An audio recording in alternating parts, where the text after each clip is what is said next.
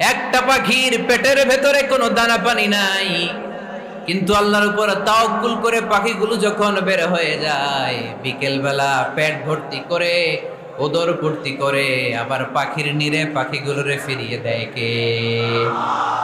পাখিগুলো কি আমাদের মতো খাবার জমা করে রাখতে পারে? আমরা তো 7 দিনের বাজার একবারে করে ফ্রিজে রাখি। পাখিদের ফ্রিজ আছে না?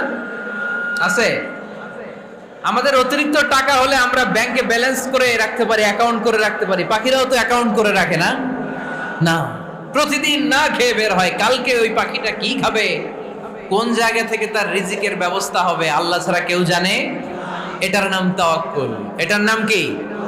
আমাদের সাধ্যের, আমাদের ক্যাপাসিটি, আমাদের ক্যাপাবিলিটির সবটুকু করে আমরা তাওয়াক্কুল করি একজনের উপর। চিল্লায় বলেন তিনি কে? এজন্য ইসলাম আমাদেরকে শিখায়, সালাত যখন শেষ বের হয়ে যাও, কাজে নেমে পড়ো। কাজে